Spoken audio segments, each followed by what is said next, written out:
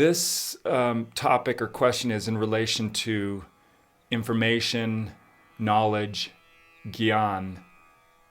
What's the difference between stuff you learn in books, in school, in the experience you have with friends, and some type of spiritual knowledge or spiritual experience? Actually, this is a very good question. You know, most people, their parents tell them you have to go to school, you have to do well in school, you have to achieve academically, you have to learn things, then you can get a good career. Most people I know who are successful in their careers tell me that most of what they've learned that's useful to them on a day-to-day basis and that helps them be excellent as a professional, they did not learn in school. They may have sought to learn something, and people learn in different ways. People learn from a teacher, people learn from books, people learn from other people. One great way to learn is ask questions, right? You know, if there's something I don't understand, I'll very often go on a forum on the internet or sit with a bunch of people and I'll just say, hey, has anyone had this experience? What do you do about this? How do you solve this problem? And get input from other people. So that's one level of learning, right? You have learning, you can study. And school, you know, a lot of it is rote learning. You learn something, you get tested on it. You basically have to regurgitate what you studied in the book. And then once the exam is done, you know, you get a grade and then toss it out. And then if someone were to ask you 3 years later about that, you would say, oh yeah, I remember we learned that, but I don't remember what it is. So how do you retain knowledge? You retain knowledge by using it, by making it part of you on your daily basis. It's like a muscle. If you exercise it, it becomes part of you. Then you asked about Gyan. Gyan is a whole other thing. Gyan is knowing something without studying it. And it's knowing something about the fundamental ways the universe operates and how the universe is constructed. People call it spiritual knowledge, but I'm saying it's just knowledge. How do you get that? Well, it's an interesting thing. You know, I'm going to digress a little bit. Some of you took biology in school, right? You remember in biology in school, you learn about the DNA. And in the DNA, there are genes. And they've mapped the human genome, right, of what the genes are in the DNA. And they've mapped it out, and now the biologists say that only 10% of what's in your DNA, in the nucleus of every cell in your body, and you have 30 trillion cells in your body, the nucleus of every cell contains that DNA, and they say that in that DNA, only 10% of the DNA is used to create proteins, to create your body. So they say that 10% of the DNA is information, and 90% of the DNA is what they call junk DNA. That's the biologist's term, junk DNA. You can look it up. What they don't understand is that all of the DNA is encoded. Every nucleus of every cell contains that DNA, which is constantly changing through each generation. And in that DNA, we have all the knowledge of all the previous generations encoded already within us. And all of the information from all the previous incarnations already encoded within each cell in our body. So, you know, at one time there was a great library called the Library of Alexandria. And it was one of the 8 wonders of the world, the ancient wonders of the world, right? And when it was destroyed, everybody said all these scrolls and all this learning was destroyed. It's been lost for all time, you know, and people thought it was such a tragedy. But it doesn't matter whether books are destroyed or if one person has made that part of them and experienced it and understood it, it gets encoded into the DNA.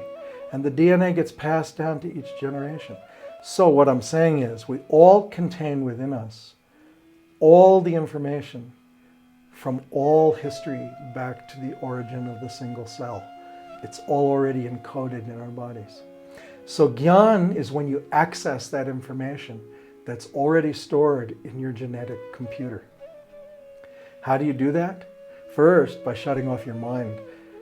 because you have to discipline your mind so it doesn't run around, and you have to be able to focus, and then you have to be able to open yourself and have that experience that you got from meditating on the Nam, from immersing yourself in the Shabad, from opening yourself in that moment through your meditation, so that the answer to things becomes apparent to you in that moment.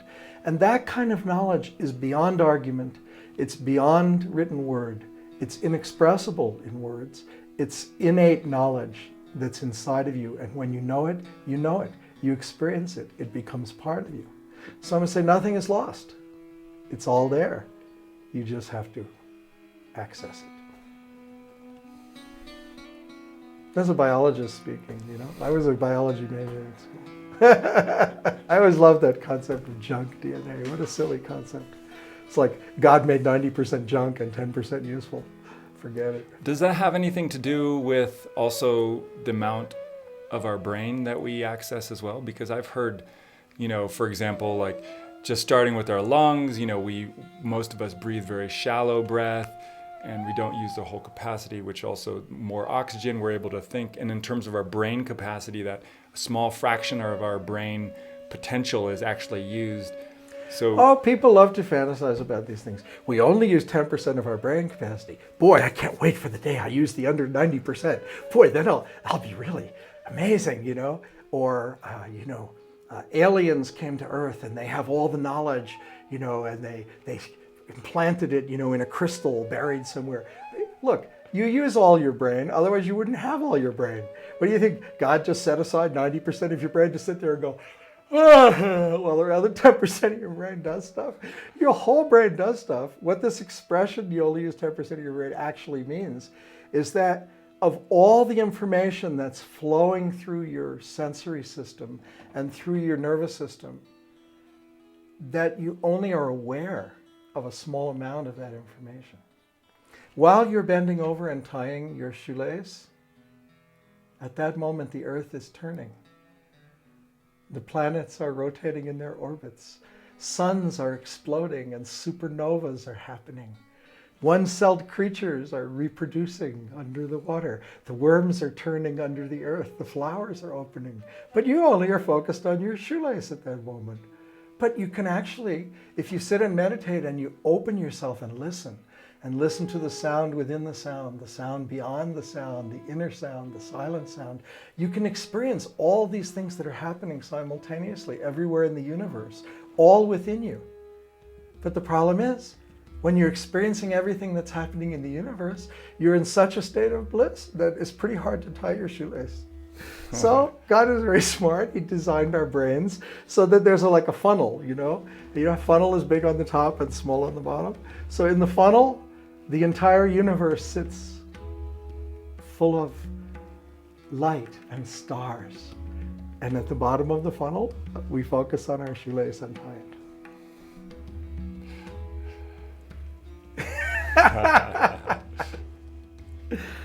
Does that have anything to do with the same kind of sense of like when you're driving and you're, not me, when somebody else is driving and you're doing something else and you're driving for a while and you realize, wow, I've been driving on automatic down the street. How have I actually been doing that while I was paying attention to something else? Yeah, driving is one of those things that uses a different part of your brain than thinking. It's not a thinking part of your brain. It becomes basically a feedback loop between the inputs that you're getting from the car and from outside and everything, and driving becomes automatic. So the question is, how much in your life is automatic and how much is conscious?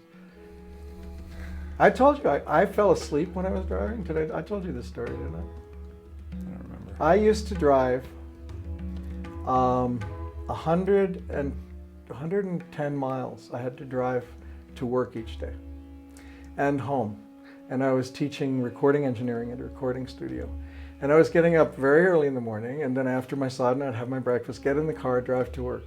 So I had 2-hour drive to work. And then I would work all day, and sometimes we'd go late. And I remember one night I was driving back about 10 o'clock, and I completely fell asleep driving the car. And my head went down like this. And I was still driving. with my head down like this. I drove completely through a town, which had a stoplight. I don't know whether it was red or green. I drove completely through the town. I drove 7 miles before I woke up. And I was still sitting in the car. The car was still on the road. And I woke up. And you know how when you wake up like that, you wake up with a jerk and you get this adrenaline rush? You know, because like, oh my God, you know? And I immediately just pulled over to the side of the road and I sat there and I started chanting. And I waited until my heart calmed down and everything else. And I realized in that moment that it wasn't me driving. That was grace. You know, basically the Guru needed me to do some more stuff and wasn't letting me get out of there that easy. So the next morning I called and I said, I have to quit this job. I can't do this drive anymore. I said, but you know, I've enjoyed working for you. What are you gonna do? Thanks for that. Yeah, so you know, the Guru's hand is over your head. You can die until the day you're supposed to die. But it woke me up. I had a choice to make in that moment, which is, do I want to have that experience again? No.